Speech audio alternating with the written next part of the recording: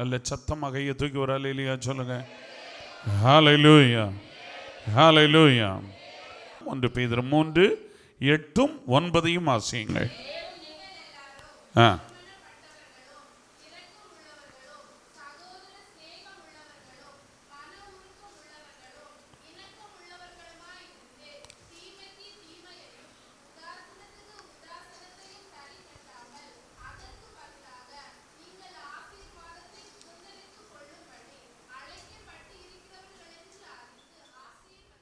ஹல்லேலூயா, ஹல்லேலூயா. நான் அதில் உங்களுக்கு முக்கியத்துவம் கொடுத்த ஒரு வார்த்தை என்னவென்றால், நாம் ஆசீர்வாதத்தை சுதந்தரித்து கொள்ளும்படி. எல்லாரும் சொல்லுங்க, நாம் எதற்காக அழைக்கப்பட்டவர்கள்? ஆசீர்வாதத்தை சுதந்தரித்து கொள்ளும்படி. நல்லா இருக்கணுங்கிறதுக்காக தேவன் நம்மை அழைத்திருக்கிறார். புரிஞ்சவங்க ஒரு அல்லேலூயா சொல்லுங்க. நாமும் நம்ம பிள்ளைகளும் எப்படி இருக்கணும்? எப்படி இருக்கணும்? நல்லா இருக்கணும். அல்லேலூயா. நாம் நன்றாய் இருக்கும்படி அவர் விரும்புகிற தேவன். அல்லேலூயா. உன் ஆத்துமா வாழ்வது போல எல்லாவற்றிலும் எப்படி இரு? வாழ்ந்து சுகமா. அது தெய்வம் நமக்கு தந்திருக்கிற ஒரு பெரிய ஒரு வாக்குத்தத்தம்.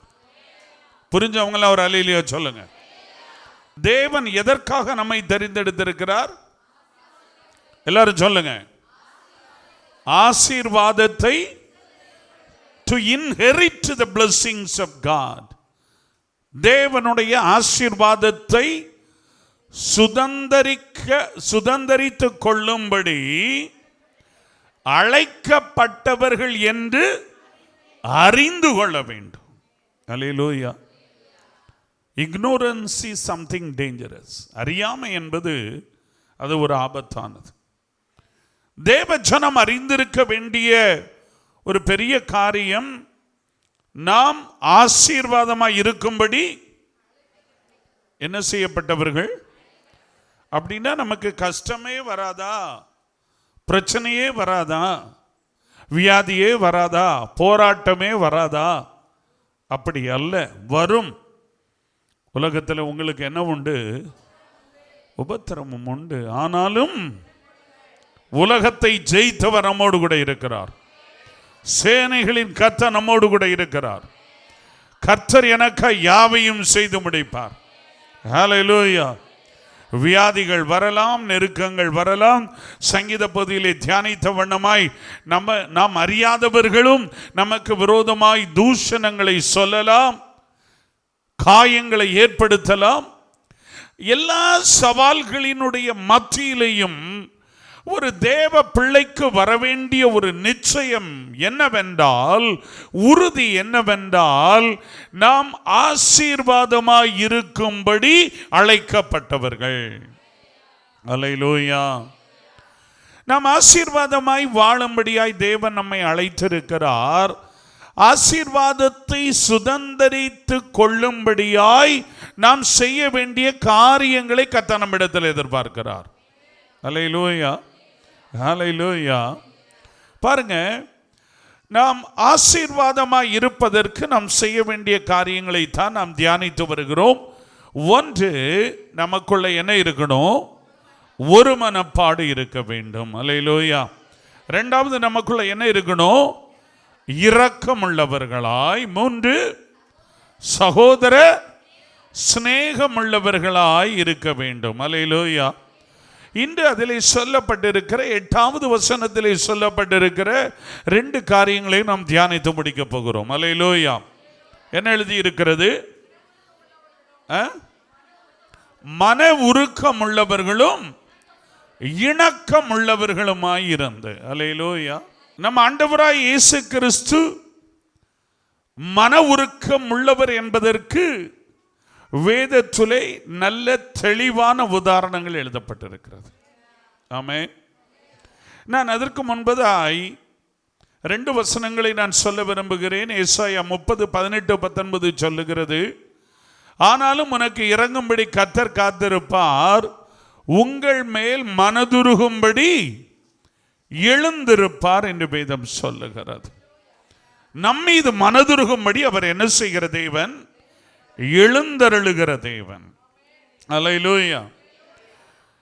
நம்மீது இரக்கத்தை காட்டுவதற்கு, நமக்காய் மனதுருகுவதற்கு மனிதர்கள் இல்லாமல் இருக்கலாம். ஆனால் நமக்கு மனதுருகும்படி கர்த்தர் என்ன செய்வாராம்? எழுந்தருளுவார். அல்லேலூயா, ஹல்லேலூயா. அவர் எழுந்தால் அற்புதம் நடக்கும். இந்த ஆமென்லாம் போதாது. அவர் எழுந்தருளுவார் என்றால் சத்துருக்கள் சிதறடிக்கப்படும். ஹல்லேலூயா. 86வது சங்கீதத்தினுடைய 15வது வசனத்தை பார்ப்பீர்கள் என்றால், ஆனாலும் ஆண்டவரே நீர் மன உருக்கமும் இரக்கமும் நீடிய பொறுமையும் பூரண கிருபையும் சத்தியமும் உள்ள தேவன். சங்கீதம் 86 அதனுடைய 15. அல்லேலூயா. அவர் மன உருக்கம் உள்ள தேவன். அல்லேலூயா. பிதாவாகிய தேவன் அவருடைய மனதுருக்கத்தை வேதத்தினுடைய பல இடங்களிலே வெளிப்படுத்துகிறதை நாம் பார்க்கிறோம். அல்லேலூயா. இஸ்ரவேல் ஜனங்கள் எகிப்து தேசத்திலே அடிமைகளாய் இருந்தபோது அவர்கள் ஆளோட்டிகளின் நிமித்தமாய்ப்பட்ட உபத்திரவங்கள், வேதனைகளை கண்டு அவர்கள் பெருமூச்சு விடுகிறார்கள். என்ன செய்றாங்க? அவர்கள் பெருமூச்சு விடும்போது வேதம் சொல்லுகிறது, தேவன் அவர்கள் பெருமூச்சை கேட்டார். ஹல்லேலூயா. நம்ம ஆராதிக்கிற தெய்வம் எப்படிப்பட்ட தேவன் தெரியுமா? நம்முடைய பெருமூச்சை கூட என்ன செய்கிற தேவன்? ஹல்லேலூயா. சில நேரத்தில் நம்ம அழுதாலே பக்கத்தில் இருக்கிற உங்களுக்கு காது கேட்காது. நாம் படுகிற வேதனை, நம்முடைய துக்கம் சிலருக்கு அது எந்த ஒரு பாதிப்பையும் ஏற்படுத்தாது. ஆனால் ஆபிரகாம், ஈசாக்கு, யாக்கோபு என்கிற தன்னுடைய முற்பிதாக்களுக்கு வாக்கு பண்ணின தேவன், அவருடைய சொந்த ஜனங்கள் எகிப்திலே அடிமைகளாய் அவர்கள் அடிமைத்தனத்தை, சிறையிருப்பை அனுபவித்துக் கொண்டிருந்த போது அவர்கள் ஐயோ நாங்கள் இவ்வளவு வேதனைப்படுகிறோமே என்று அவர்கள் இட்ட அந்த பெருமூச்சை தேவன், இந்த காலை வேளையிலே நம்முடைய இருதயங்கள் சந்தோஷப்பட வேண்டும். நம்முடைய இருதயங்கள் தேவனை துதிக்க வேண்டும். எனக்கு யாரும் இல்லை என்று நாம் சொல்லக்கூடாது. என் கஷ்டத்தை புரிந்து கொள்வதற்கு ஒருவரும் இல்லை என்று சொல்லக்கூடாது. அவர் பெருமூச்சையே கேட்கிற தேவன். ஹல்லேலூயா. பெருமூச்சையே கேட்டார்னா வாயிலிருந்து வரக்கூடிய சத்தத்தை கேட்பாரா, கேட்க மாட்டாரா? அவர் நிச்சயமாய் கேட்பார். ஆமென். எனக்கு அன்பான தேவனுடைய பிள்ளைகளே, பிதாவாகிய தேவன் அவர் தன்னுடைய பெருமூச்சை கேட்கிறவர். அவர் மனதுருக்கம் உள்ளவர்.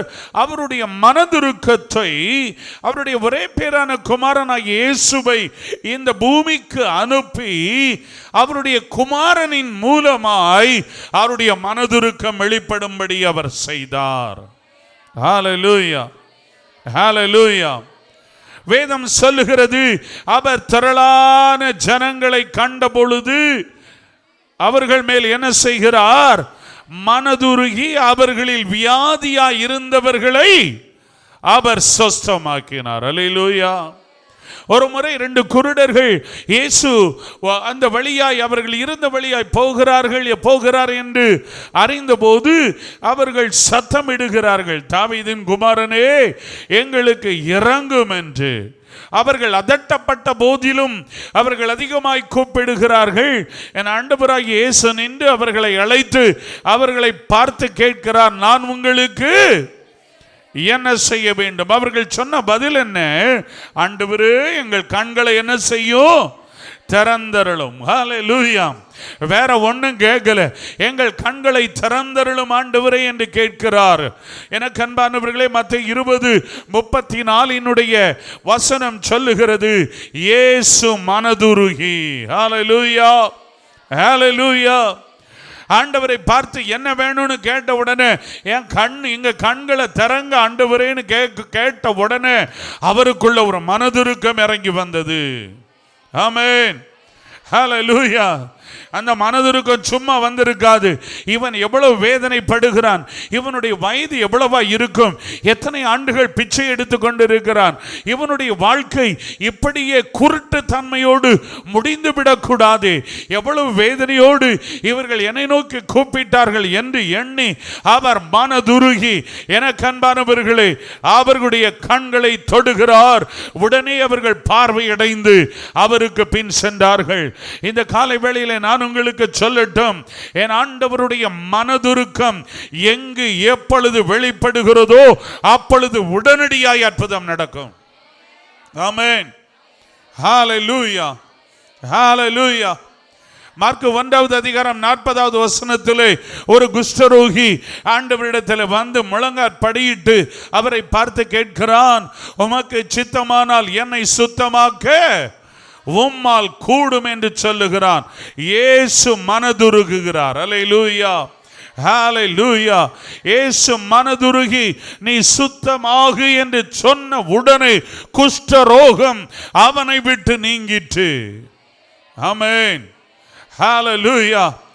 அவர் மனதுருகுவார் என்றால் குஷ்டரோகம் போன்ற வியாதியும் உடனடியாய் ஒரு மனுஷனை விட்டு நீங்கும். அவர் சர்வ வல்லமையுள்ள தேவன். நாயின் ஊருக்கு உள்ளே சென்று கொண்டிருக்கிறார். அங்கு ஒரு விதவை, இளம் பெண்ணான விதவை தன்னுடைய ஒரே மகனை, மரித்து போன மகனை அங்கு பாடையிலே சுமந்து கொண்டு வருகிறவர்களை இயேசு பார்த்து, அவளை பார்த்து கேட்டு, அவளை பார்த்து அவள் மேல மனதுருகி அவளிடத்திலே சொல்லுகிறாள், அழாதே என்று சொல்லுகிறார். ஹல்லேலூயா. அழாதே என்று சொல்லிவிட்டு அவர் பாடையை தொட்டு அந்த மரித்து போன சடலத்தை பார்த்து பேசுகிறார், வாலிபனே, வாலிபனே எழுந்திரு. ஹல்லேலூயா. வேதம் சொல்லுகிறது, மரித்தவன் எழுந்து உட்கார்ந்து பேசத் தொடங்கினான். ஆமென், ஹல்லேலூயா. கிறிஸ்துவினுடைய மனதுருக்கம் எதை கொண்டு வரும்? எதை கொண்டு வந்தது? சுகத்தை கொண்டு வந்தது. மரித்து போனவனையும், லாசர் மரித்து போய்விட்டான் என்று சகோதரிகள் அறிந்தபோது சகோதரிகள் இயேசுவின் இடத்துல அனுப்புகிறார்கள். இயேசு போகிறார். போறதுக்குள்ள அவன் ஜோலி முடிஞ்சு போச்சு. அல்லேலூயா. சகோதரி சொல்லுகிறாள், நீர் இங்கே இருந்திருந்தீர் என்றால் என்னுடைய சகோதரன். அவர்கள் அழுகிறதை பார்த்து இயேசுவும் என்ன செய்தார்? கண்ணீர் விட்டார். அல்லேலூயா, அல்லேலூயா. நான் இதோடு நிறுத்தி கொள்ளுகிறேன். ஏன்னா இன்னொரு பாட்டு நமக்கு பேச வேண்டியது இருக்கிறது. ஒன்று நல்ல கவனமாக கேளுங்க, நல்ல கேளுங்க, முக்கியமானது. கர்த்தர் நம்ம பயன்படுத்தணும்னா, நம் மூலமாய் தேவராஜ்யம் கட்டப்படணும்னா, நம்மிலே உருவாக வேண்டிய ஒரு முக்கியமான ஸ்பாவம் என்னவென்றால் தெய்வீக மனதுருக்கம். அல்லேலூயா, அல்லேலூயா. ஏசப்பா நம்ம எல்லாரையும் என்ன செய்யணும்னா சொல்லுங்க, நம்ம ஜெபம் பண்ணும்போது வியாதி மாறணும்னா, நம்ம ஜெபிக்கும் போது அற்புதம் நடக்கணும்னா, ரொம்ப அடிப்படையான அத்தியாவசியமான ஒரு காரியம் என்னன்னா, நமக்கு என்ன வேணும்? என்ன வேணும்? மனதுருக்கம் வேணும். அல்லேலூயா, ஹல்லேலூயா. ஒருவருடைய பிரச்சனையை நம்முடைய பிரச்சனையாய் ஏற்றுக்கொண்டு, ஒருவருடைய வியாதியை நம்முடைய வியாதியாய் உணர்ந்து, அதை தேவ சமூகத்திலே கண்ணீரோடு அவர்களுக்காக நாம் மன்றாடும் போது தான் கர்த்தர் நம் மூலமாய் அற்புதங்களை செய்ய முடியும். அல்லேலூயா, அல்லேலூயா. இயேசு மனதுருக்கம் உள்ளவராய் இருந்தார். அவரை அனுப்பின பிதாவாகிய தேவன் மனமுருக்கம் உள்ளவராய் இருந்தார். இங்கு 1 பேதுரு 3:8 நீங்கள் ஆசீர்வதிக்கப்பட்டவர்கள் என்று அறிந்து நீங்களும் எப்படி இருங்கள்னு பவுல் சொல்றாரு. எப்படி இருங்க? மன உருக்கம் உள்ளவர்களாய் இருக்க வேண்டும். அல்லேலூயா, அல்லேலூயா. ஒருத்தருக்கு கஷ்டம்னா அது நம்ம என்ன செய்ய வேண்டும்? பாதிக்க வேண்டும். அல்லேலூயா. நம்முடைய மனதுருக்கம் நம்முடைய வீட்டில் நம்முடைய குடும்பத்தில் முதலாவது வெளிப்பட வேண்டும். ஆமென். நமக்குள்ள இருக்கக்கூடிய மனதுருக்கம் சபைக்குள்ளாக அது வெளிப்பட வேண்டும். ஹல்லேலூயா. இந்த மனதுருக்கம் கம்பேஷன், மனதுருக்கத்துக்கு இங்கிலீஷ்ல என்னது? கம்பேஷன். அப்படின்னா என்னன்னா the inward affection or pity, அந்த ஒரு கரிசனை இருதயத்துக்கு உள்ள இருந்து வெளிவரணும். உண்மையான மனதுருக்கம் எங்க இருந்து வரணும்? அல்லேலூயா, அல்லேலூயா. உதாரணத்துக்கு சபையில் ஒருவர் வியாதியோடு இருக்காங்க. ஐயோ பாவம், ஐயோ பாவம். அதுக்கு பேர் என்ன பேர் கிடையாது? சொல்லுங்க. சரியான மனது. இப்போ ஒரு ஆள் வியாதியோடு இருக்காங்களா, வரலையா? அப்போ என்ன செய்யலாம்? அந்த மனதிருக்கத்தை எப்படி காட்டலாம்? ஒரு ஃபோன் பண்ணி என்ன செய்யலாம்? விசாரிக்கலாம். அல்லேலூயா. உள்ளூர் தானே, பக்கத்தில் தானே இருக்காங்க. ஒரு 10 நிமிஷம் ஒதுக்கி அங்கே போய் என்ன செய்யலாம்? பார்க்கலாம். ஒன்றும் சமையல் கூட பண்ண முடியாமல் தனிமையாக இருக்காங்க, துணைக்கு யாருமே இல்லை. ஒரு நேரம் சாப்பாடு என்ன செய்யலாம்? செய்து என்ன செய்யலாம்? கொண்டு போய் கொடுக்கலாம். அல்லேலூயா. போற நேரத்தில் அவங்களுக்காக என்ன செய்யலாம்? ஜெபிக்கலாம். இந்த குணமெல்லாம் சபை விசுவாசிகளுக்குள்ள வந்துட்டுனா சபை வளர ஆரம்பிச்சிடும். ஆமென். இந்த குணங்கள் வளராததுனால தான் சபை என்ன செய்ய மாட்டேக்கு? வளரலை. அல்லேலூயா, அல்லேலூயா. நம்ம சுகமா வாழணும், சொகுசா வாழணும், நல்ல சாப்பிடணும், நல்ல தூங்கணும், நமக்கு ஒரு கஷ்ட நஷ்டம் வந்துடக்கூடாதுன்னு தான் நம்ம என்ன செய்கிறோம்? நம்மை குறித்து அக்கறை உள்ளவளா இருக்கிறதுல தப்பு இல்லை. நம்மை குறித்தே எப்படி இருக்கிறோம்? அக்கறை உள்ளவர்களாக இருக்கிறோம். இந்த கம்பேஷன்கிற வார்த்தை லாட்டின்ல இருந்து வந்த வார்த்தை. அதனுடைய மூல மொழியிலே அதனுடைய அர்த்தம் என்னவென்றால் சஃபர் வித். அப்படின்னா கஷ்டப்படுகிற ஒருவரோடு இணைந்து துன்பப்படுவதுதான் இந்த மனதுருக்கத்தினுடைய உண்மையான அர்த்தம். அல்லேலூயா. மனதுருக்கத்தின் உண்மையான அர்த்தம் என்னது? சொல்லுங்க. கஷ்டப்படுகிற ஒருவரோடு இணைந்து அவரோட அந்த கஷ்டத்திலே நாம் பங்கு கொள்ளுவது. அல்லேலூயா. ஆங்கிலத்தில் அதற்கு விதமாய் அழகான ஒரு விளக்கத்தை கொடுத்திருக்கிறார்கள். To enter into a persons situation and become involved in that persons suffering. ஒரு மனுஷனுடைய சூழ்நிலைமையோடு நாம் நுழைந்து அந்த கஷ்டத்திலே அவரோடு கூட என்ன செய்கிறது? அந்த நெருக்கத்திலே தொடர்பை ஏற்படுத்திக் கொள்ளுவது. அல்லேலூயா, அல்லேலூயா. இந்த மனதுருக்கத்தில் 2 வெளிப்படணும். மனதுருக்கத்தில் எதெல்லாம் வெளிப்படணும்? 2 காரியங்கள் இணைந்து செயல்பட வேண்டும்.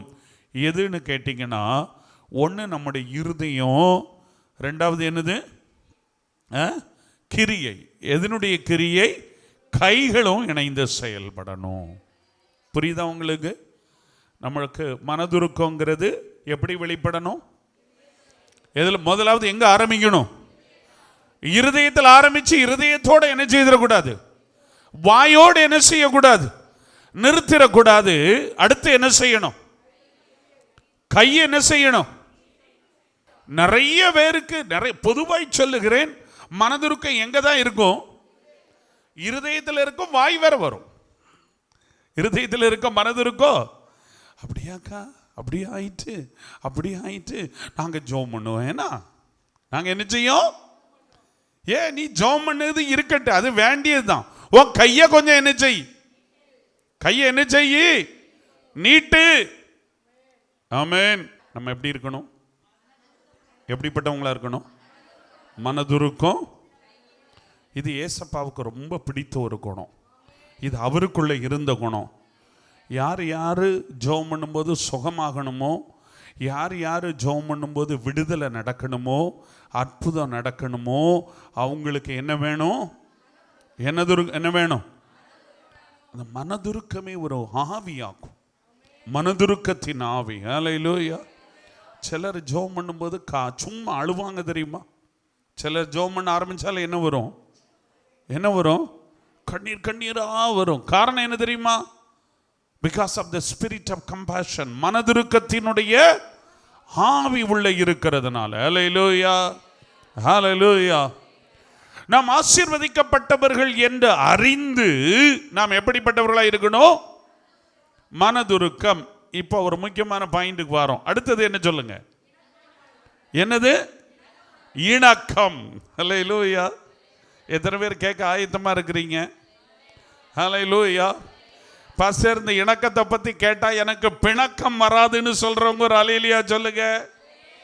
ஹல்லேலூயா. முதலாவதே சொல்லிட்டேன், இணக்கத்தினுடைய ஆப்போசிட் என்னது? என்னது? பிணக்கம்னா என்னது? உங்களுக்கு தெரியுது அந்த வார்த்தை? ஒருவேளை அந்த இணக்கத்தினுடைய அர்த்தம் தெரியாதோ என்று பலவிதங்களில் பிரயாசப்பட்டு சில அர்த்தங்களை உங்களுக்காக எடுத்து வைத்திருக்கிறேன். ஹல்லேலூயா. இணக்கம் என்கிற வார்த்தைக்கு இங்கிலீஷில், ஆங்கிலத்தில் அக்ரிமெண்ட் அல்லது கோட்டியஸ் என்று சொல்லுகிறார்கள். அக்ரிமெண்ட். தமிழில் அழகான வார்த்தைகள் இருக்கிறது. இணக்கம் என்கிற வார்த்தைக்கு சில தமிழ் வார்த்தைகள் எழுதுகிறவர்கள் எழுதி கொள்ளலாம். ஒத்துழைப்பு. சொல்லுங்க, எல்லாரும் சொல்லுங்க. நட்பு, நல்லுறவு, நல்லிணக்கம், சம்மதம், சத்தம் குறைஞ்சிட்டு, உடன்பாடு, ஆமோதித்தல், ஒப்புக்கொள்ளுதல். நம்ம எப்படிப்பட்டவங்களா இருக்கணும்? எப்படி இருக்கணும்? ஒத்துழைப்பு கொடுக்கிறவங்களா இருக்கணும், நட்புள்ளவங்களா இருக்கணும், நல்லுறவு உள்ளவங்களா இருக்கணும், நல்லிணக்கம் உள்ளவங்களா, சம்மதம் உள்ளவங்களா, மற்றதுக்கு உடன்படுகிறவர்களாய், ஆமோதிக்கிறவர்களாய், ஒப்புக்கொள்ளுகிறவர்களா என்ன செய்யணும்? இருக்கணும். ஹல்லேலூயா. இந்த இணக்கம் எங்க எல்லாம் இருக்கணும் சொல்லுங்க? எங்க இருக்கணும்? முதலாவது இணக்கம் எங்க இருக்கணும்? பிணக்கம் இருக்கக்கூடாது. பக்கத்தில் இருக்கிறவங்களை பார்த்து சொல்லுங்க, பிணக்கம் வேண்டாம், இணக்கம் வேண்டும். வேதத்திலே இந்த இணக்கத்தை குறித்து நாலு காரியங்களை நான் வேதத்திலிருந்து வேகமாய் சொல்லி நான் கடந்து செல்லுகிறேன். யாக்கோபு 3:17 வாசிப்பீர்கள் என்றால், யாக்கோபு 3:17, பரத்திலிருந்து வருகிற ஞானமோ முதலாவது சுத்தமுள்ளதாயும் சமாதானமும் சாந்தமும் இணக்கம் உள்ளதாயும் இரக்கத்தாலும் நற்கனிகளாலும் நிறைந்ததாயும் பட்சபாதம் இல்லாததாயும் மாயமற்றதுமாயிருக்கிறது. ஹல்லேலூயா, ஹல்லேலூயா. அதற்கு முந்தின வசனங்களிலே வாசிப்பீர்கள் என்றால், பேய்த்தனத்துக்கு அடுத்த ஞானம் என்று ஒரு ஞானம் சொல்லப்பட்டிருக்கிறது. ஆனால் ஞானத்தை தருகிற தேவனாகிய கர்த்தரிடத்திலிருந்து வரக்கூடிய ஞானத்தினுடைய பல குணாதிசயங்களிலே ஒன்று. அது எப்படிப்பட்ட ஞானம்? இணக்கத்தை கொடுக்கக்கூடிய ஞானம். ஹல்லேலூயா. உடன்பாட்டை கொடுக்கக்கூடிய ஞானம், ஒரு நட்பை கொடுக்கக்கூடிய ஞானம், ஒரு ஒத்துழைப்பை கொடுக்கக்கூடிய ஞானம். ஹல்லேலூயா. நாம் இணக்கம் உள்ளவர்களாய் மாற வேண்டும் என்றால் நம்மிலே வெளிப்பட வேண்டியது பரத்திலிருந்து வருகிற அந்த தெய்வீக ஞானம். ஹல்லேலூயா. அந்த தெய்வீக ஞானம் நம்மிலே வெளிப்படும் என்றால் நம்ம யாராய் மாறுவோம்? யாரை மாறுவோம்? இணக்கம் உள்ளவர்களாய் மாறுவோம். ஹல்லேலூயா, ஹல்லேலூயா. நம்முடைய பிள்ளைகளுக்காக அவர்களை இந்த பரத்திலிருந்து வருகிற ஞானத்தால நிரப்பப்படும்படியாய் ஜெபிக்க வேண்டும். அப்படி என்றால் இந்த பிள்ளைகளுக்கு எது நன்மை, எது தீமை, எது சரி, எது தவறு என்கிற அந்த ஞானம் அவர்களுக்குள்ள உண்டாகும். ஹல்லேலூயா, ஹல்லேலூயா.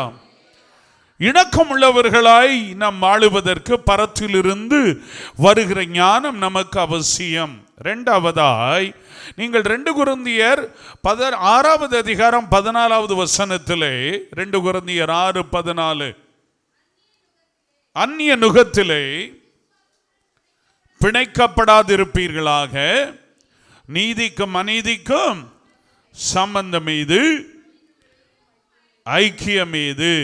அடுத்த வசனம், கிறிஸ்துவுக்கும் பேலியாளுக்கும் இசைவேது, அவிசுவாசியுடனே விசுவாசிக்கு பங்கு ஏது? ஹல்லேலூயா. நாம் இணக்கம் உள்ளவர்களாய் வாழ வேண்டும் என்றால் நாம் ஒரு அவிசுவாசியோட அல்லது அந்நிய நுகத்தோட, அநீதியோட, இருளோட, பேலியாளோட நமக்கு என்ன இருக்கக்கூடாது? இணக்கம் இருக்கக்கூடாது. ஹல்லேலூயா, ஹல்லேலூயா. நாம் யாரோடு தொடர்பு வைத்திருக்கிறோம், யாரோடு ஐக்கியம் வைத்திருக்கிறோம், யாரோடு நம்முடைய நேரங்களை செலவிடுகிறோம் என்கிறது மிக முக்கியமானதாய் காணப்படுகிறது. நாம் தேவனோடும் மனிதனோடும் இணக்கம் உள்ளவர்களாக இருக்க வேண்டும் என்றால் பரிசுத்தவான்களோட நமக்கு என்ன இருக்கணும்? ஒரு தொடர்பு, ஒரு ஐக்கியம் இருக்க வேண்டும். ஹல்லேலூயா, ஹல்லேலூயா.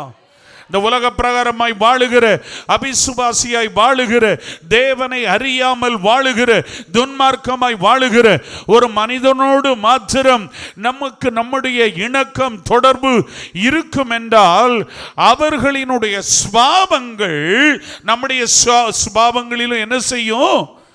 நாளடைவில் அது வெளிப்பட ஆரம்பிக்கும். ஹல்லேலூயா, ஹல்லேலூயா. நீங்க ஒரு நல்ல தேவ பிள்ளையோட ஒரு உறவை வைங்க, ஒரு பரிசுத்தவானோட உறவு வைங்க, அவருடைய சுபாவம் நம்மிலே வெளிப்பட ஆரம்பிக்கும், அவருடைய குணம் வெளிப்பட ஆரம்பிக்கும். ஹல்லேலூயா. கெட்ட வார்த்தையே வாயை திறந்த பேசுற ஒருத்தனோட நீங்க ஒரு வாரம் சுத்துங்க, உங்க வாயிலிருந்து ஆட்டோமேட்டிக்கா அந்த இங்கிலீஷ் தான் வர ஆரம்பிக்கும். ஹல்லேலூயா, ஹல்லேலூயா. நீங்களும் அப்படிதான் பேச ஆரம்பிப்பீங்க. ஹல்லேலூயா. எப்பவுமே யாரையாவது ஒரு ஆளை குறை பேசுறவங்களோடையே நீங்க நடங்க, நீங்களும் கொஞ்ச நாள் அவங்கள மாதிரி என்ன செய்திருவீங்க? பேச ஆரம்பிச்சிருவோம். ஹல்லேலூயா, ஹல்லேலூயா. நம்முடைய ஐக்கியம் பிதாவோடு, அவருடைய குமாரனாகிய கிறிஸ்துவோடு, பரிசுத்த ஆவியானவரோடு, பரிசுத்தவான்களோடு, தேவ சபையோடு காணப்பட வேண்டும். ஹல்லேலூயா. நம்முடைய வாழ்க்கை இணக்கம் உள்ளதாய் மாற வேண்டும் என்றால் தேவனோடு இணக்கம் வைத்திருக்கிறவர்களோடு நம்முடைய தொடர்பு உண்டாயிருக்க வேண்டும். ஹல்லேலூயா. பல நேரங்களிலே பலர் தங்களுடைய ஆவிக்குரிய வாழ்க்கையை நஷ்டப்படுத்த காரணம் என்ன தெரியுமா? அவிசுவாசிகளோடு, ஆண்டவரை அறியாதவர்களோடு, பாவத்திலே வாழுகிறவர்களோடு என்ன செய்யறாங்க? தொடர்பை ஏற்படுத்திக் கொள்றாங்க. குறை சொல்றவ கூடயே நீயும் சேர்ந்தா நீயும் எதுவா மாறிடுற? குறை சொல்றவளா மாறிடுவேன். புறங்கூறுகிறவளோடு நீ திரிந்தால் நம்ம குணமும் எதுவா மாறிடும்? எப்பவும் ஜெபிக்கிற ஒரு தேவ பிள்ளையோட இணைஞ்சு பாருங்க, அவங்களுக்குள்ள இருக்கிற ஜெப ஆவி நம்மை பாதிக்கும். நம்ம என்ன செய்ய ஆரம்பிச்சிருவோம்? சொல்லுங்க, நம்ம என்ன செய்ய ஆரம்பிச்சிருவோம்? ஜெபிக்க ஆரம்பித்து விடுவோம். ஹல்லேலூயா, ஹல்லேலூயா. ஒரு ஆள் தேவையில்லாம நம்முடைய ஆவிக்குரிய வாழ்க்கையை நஷ்டப்படுத்துகிற ஒரு காரியத்தை பேசுறாங்களா, அங்க அதோட ஒரு ஃபுல் ஸ்டாப் வச்சிடணும். ஹல்லேலூயா. குறை சொல்லி ஒரு ஆளை குறை சொல்லி பேசுறாங்களா, அவங்களுக்காக கொஞ்சம் என்ன செய்வோமா, ஜெபம் பண்ணுவோமான்னு கேட்பாங்க, உடனே பார்ட்டி எஸ்கேப் ஆயிரும். ஹல்லேலூயா, ஹல்லேலூயா. நம்ம அப்படியெல்லாம் சில நேரத்தில் செய்யாததுனால தான் நமக்குள்ள சில மாற்றங்கள் வரல. ஹல்லேலூயா, ஹல்லேலூயா. எல்லா காவலோடு நம்ம என்ன செய்ய வேண்டும்? காத்துக்கொள் என்று வேதம் சொல்லுகிறது. ஹல்லேலூயா. இந்த உலகத்தால கரைபடாதபடி நம்மை காத்துக்கொள்ளுவதுதான் பிதாவாகிய தேவனுக்கு முன்பதாக மாசற்ற அது சுத்தமான பக்தியாய் இருக்கிறது. ஹல்லேலூயா, ஹல்லேலூயா. ஆலிவ பிள்ளைகள் ஸ்கூல்ல படிக்கும்போது, கல்லூரியில் படிக்கும்போது சினிமா கதைகளையே பேசிக்கொண்டு இருக்கிற ஒருவருடைய வார்த்தைகளை கேட்டீங்கன்னா நமக்கு என்ன ஆசை வந்துடும்? ஹல்லேலூயா, ஹல்லேலூயா, ஹல்லேலூயா.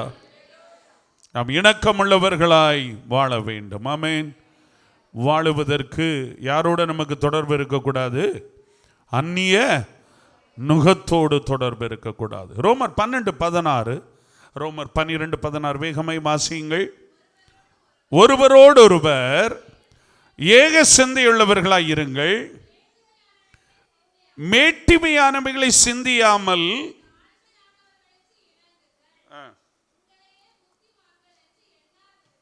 என்ன அழகான ஆலோசனை பாருங்க. ஒருவரோடு ஒருவர் நீங்க எப்படி இருக்கணும்? ஏக சிந்தை, ஒரே சிந்தை உள்ளவர்களாக இருங்கள். எதை சிந்திக்காத? குடும்பத்தில் என்ன வேணும்? நமக்குள்ள ஒரு அண்டர்ஸ்டாண்டிங் வேணும். கருத்து வேறுபாடு இல்லாமல் போயிருமா? வரத்தான் செய்யும். அல்லேலூயா. அவர் ஒன்று சொல்லுவார், அந்த அம்மா ஒன்று சொல்லும், பிரச்சனைகள் வரும். ஆனால் பேசி தெய்வ சமூகத்தில் என்ன செய்யணும்? ஒரு இணக்கமான முடிவை என்ன செய்யணும்? எடுக்கணும். பிள்ளைகளோட பேசி ஒரு இணக்கமான முடிவை என்ன செய்யணும்? நான் சொன்னது தான் நீ கேட்கணும், நீ சொல்றது தான் நான் என்ன செய்ய முடியாது, கேட்க முடியாது. அல்லேலூயா, ஹல்லேலூயா. நம்ம இந்த இணக்கமாலாம் ஏன் இருக்கணும்? எதற்காக தெய்வம் நம்மை அழைத்திருக்கிறார்? இந்த இணக்கம் இல்லைன்னா என்ன வராது? என்ன வராது? அங்கே கலகம்தான் இருக்கும், அங்கே சண்டையும் சச்சரவும் தான் இருக்கும், அடிதடி தான் இருக்கும், கூக்குரல் தான் இருக்கும். வீட்டில் என்ன இருக்காது? சமாதானம் இருக்காது. அல்லேலூயா, ஹல்லேலூயா. பரவாயில்ல, இணங்கிறதுனால நமக்கு ஒரு சின்ன கஷ்டம் வருதா? No problem. அதை நம்ம என்ன செய்வோம்? சகித்து கொள்ளுவோம், அதை ஏற்றுக்கொள்ளுவோம், அதை பொறுத்து கொள்ளுவோம். அந்த ஒரு முதிர்ச்சி நமக்குள்ளாய் உண்டாக வேண்டும். அதை இணக்கம் வந்துட்டுன்னா நமக்கு மேலே நம்ம குடும்பத்தில் என்ன வந்துடும்? என்ன வந்துடும்? சமாதானமும் ஆசீர்வாதமும் உண்டாகும். அல்லேலூயா, அல்லேலூயா. நீங்கள் வீட்டில் போய் பிலோமன் 21வது அதிகாரத்தை, பிலோமன் அந்த அதிகாரம் முழுவதையும் வாசித்து பாருங்க. அப்போஸ்தலனாகிய பவுல் அங்கு பிலோமோனுக்கு எழுதும்போது, நான் சொல்லுகிறதிலும் அதிகமாய் செய்வீர் என்று, இதற்கு நீர் இணங்குவீர் என்று நிச்சயித்து உமக்கு எழுதியிருக்கிறேன் என்று சொல்லுவார். அது ஒரு அற்புதமான பகுதி. நான் இப்பொழுது அதை பேசுவேன் என்றால் நேரமாகிவிடும். எப்படியாவது என்னுடைய இடத்திலே ஒனேசிமுவை நீர் ஏற்றுக்கொள்ள வேண்டும் என்று எவ்வளவு தாழ்மையாய், எவ்வளவு கருத்தோடு அப்போஸ்தலனாகிய பவுல் அதிலே அவனை ஏற்றுக்கொள்ளும். ஒரு காலத்தில் உமக்கு பிரயோஜனமாய் இருந்தவன், அதற்கு பிறகு உம்மை விட்டு விலகினவன், ஆனாலும் என் நிமித்தமாய் அவனை ஏற்றுக்கொள்ளும் என்று அவனை இணங்க வைப்பதற்காக எந்த அளவுக்கு தன்னை தாழ்த்தி அந்த ஒரு நிருபத்தை எழுதினார் என்பதை நீங்கள் பார்க்க முடியும். அல்லேலூயா, அல்லேலூயா. எனக்கு அன்பானவர்களே, நான் என்னுடைய வார்த்தைகளை சுருக்குகிறேன். 2 தீமோத்தேயு 3வது அதிகாரத்தினுடைய அந்த 2வது வசனத்திலே, கடைசி நாட்களிலே கொடிதான காலங்கள் வரும், அந்த காலங்களிலே காணப்படுகிற ஒரு கூட்டத்திலே யாரும் இருப்பாங்களாம்? இணங்காதவர்கள். யார் இருப்பா? ஒத்து போகாதவர்கள். அல்லேலூயா. கடைசி நாட்களில் காணப்படக்கூடிய ஒரு கூட்டம் எதுக்கும் என்ன செய்ய மாட்டான்? இணங்க மாட்டாங்க, எதுக்கும் ஒத்து போக மாட்டாங்க. அவர்களுக்குள்ள இருக்கக்கூடிய ஆவி என்ன ஆவி தெரியுமா? அது முரட்டாட்டத்தினுடைய ஆவி, அது கலகத்தினுடைய ஆவி. அல்லேலூயா, அல்லேலூயா. எந்த விதத்திலையும் அவங்கள என்ன செய்ய முடியாது, அட்ஜஸ்ட் பண்ணியே போக முடியாது. கடைசி நாட்களிலே காணப்படுகிற இணங்காத ஒரு கூட்டம், அந்த கூட்டத்தில் நாமும் சேர்ந்து விடக்கூடாது. அல்லேலூயா. நாம் இணக்கமாக இருக்கிறதுனால வருகிற ஆசீர்வாதங்கள், ஒரு 6 ஆசீர்வாதத்தை மாத்திரம் சொல்லுகிறேன். 1, நாம் இணக்கமாக இருக்கும்போது ஒருவரை ஒருவர் என்ன செய்ய முடியும்? புரிந்து கொள்ள முடியும். அல்லேலூயா, அல்லேலூயா. குடும்பத்தில் இணக்கம் இருந்துச்சுன்னா ஒருத்தர் என்ன செய்யலாம்? சொல்லுங்க. அவர் அதுக்காக தான் இதை என்ன செய்யறாரு? சொல்றாரு. அல்லேலூயா. 2வதாய் அது உறவுகளை பலப்படுத்தும். உறவுகளை என்ன செய்யும்? ஒருவேளை ஒரு சைட்ல அந்த இணக்கம் இல்லைன்னாலும் நம்ம என்ன செய்யணும்? இணக்கத்தை என்ன செய்யணும்? காட்டணும். நாம் ஆராதிக்கிற தெய்வத்தால் அதை செய்யக்கூடும். ஹல்லேலூயா. இந்த இணக்கம் ஒருவர் என்ன செய்ய முடிகிறது? புரிய முடிகிறது. உறவுகளை அது என்ன செய்கிறது? மன அழுத்தம் குறையும். இணக்கமாக இருந்தால் என்ன செய்யும்? மன அழுத்தம் என்ன செய்யும்? குறையும். அல்லேலூயா. நான் உதாரணத்தை சொல்லி நேரத்தை எடுக்க விரும்பவில்லை. மன அழுத்தம் குறையும். பிரச்சனைகளை எளிதாக என்ன செய்ய முடியும்? சமாளிக்க முடியும். 2 பேர் இணங்கி போனால் என்ன செய்யும்? சொல்லுங்க. அந்த 2 பேரும் இணங்கிட்டோன்னா அங்கே என்ன உண்டாகிரும்? பிரச்சனையை எளிதாக என்ன செய்ய முடியும்? இல்லை, நான் சொன்னதான் நீ செய்யணும். எனக்கு இப்போ உடனே என்ன செய், 1 லட்சம் ரூபா தான். லேலோயா. அது பிரச்சனைகளை தீர்க்காது, பிரச்சனைகளை என்ன செய்யும்? வளர்க்கும். அல்லேலூயா. இன்னொரு முக்கியமான பாயிண்ட்டை சொல்கிறேன். ஒரு குடும்பத்தில் இணக்கம் இருக்கும்போது அது எதை கொடுக்கும் தெரியுமா? பிள்ளைகளுக்கு அது ஒரு வழிகாட்டியாய் மாறும். அல்லேலூயா. ஒரு கணவனும் மனைவிக்குள்ள இணக்கம் இருக்கும்போது அதை பார்க்குற பிள்ளைகளுக்கு நீங்கள் யாரா மாறுவீங்க? யாரா மாறுவீங்க? வழிகாட்டி. நம்ம பெற்றோர்கள் போடுற சண்டையை பிள்ளை பார்க்கும்போது பிள்ளையினுடைய இருதயத்தில் என்ன போயிடும்? என்ன போயிடும்? சமாதானம் போயிடும். அதனுடைய இருதயத்தில் ஒரு பாரம் வரும், ஒரு வருத்தம் வரும், ஒரு கவலை வரும். ஐயோ, என்னுடைய தகப்பனும் தான் எப்பவும் சண்டை போட்டுக்கிட்டு இருக்காங்களே, அவங்க சமாதானமாக வாழலையேன்னு இந்த பிள்ளை அழுத்தத்தோடு வரும். சைக்கலாஜிக்கலாக இந்த பிள்ளையினுடைய மனதில் தாக்கம் ஏற்படும். இது வளர்ந்து ஒரு நாளிலே அது ஒரு வாழ்க்கை ஆரம்பிக்கும் போது இந்த பிள்ளை நம்முடைய வீட்டிலே பார்த்ததை விட பல மடங்கு ஒரு கொடூரமான பிள்ளையாய் மாறும். அல்லேலூயா, அல்லேலூயா. வீட்டில் நம்ம இணக்கம் உள்ளவர்களாக இருப்போம்னா நம்முடைய பிள்ளைகளுக்கு யாராய் நம்ம மாறுவோம்? சொல்லுங்க. நாம் வழிகாட்டியாய் மாறுவோம். பிள்ளைகள் வளமாய் வளர்ந்து வருவதற்கு ஒரு வாய்ப்பை ஏற்படுத்தி கொடுக்கிறோம். அல்லேலூயா. இந்த இணக்கம் காணப்படும் போது வீட்டில் என்னெல்லாம் ஏற்படும் தெரியுமா? அன்பும் அங்கு உருவாகும், ஒற்றுமையும் ஏற்படும். அல்லேலூயா. என்னெல்லாம் ஏற்படும்? அன்பும் ஒற்றுமையும் ஏற்படும். அல்லேலூயா, அல்லேலூயா. இன்னைக்கு 2 காரியத்தை தியானித்து இருக்கிறோம். ஒன்று என்னது? மன உருக்கம் உள்ளவர்களாய், 2வது இணக்கம் உள்ளவர்களாய். எத்தனை பேருக்கு இந்த செய்தி பிரயோஜனமாக இருந்துச்சு? ஏதோ ஒரு பகுதி எனக்கு பிரயோஜனமாக இருந்துன்னு எத்தனை பேர் சொல்கிறீங்க? அல்லேலூயா. இந்த காரியங்களை தயவு செய்து நீங்கள் அப்படியே விட்டு விடாதபடி இந்த ஆலோசனைகளை வீட்டிலே பயிற்றுவிக்க பழகுங்கள், வீட்டிலே நடைமுறைப்படுத்த பழகுங்கள். அல்லேலூயா.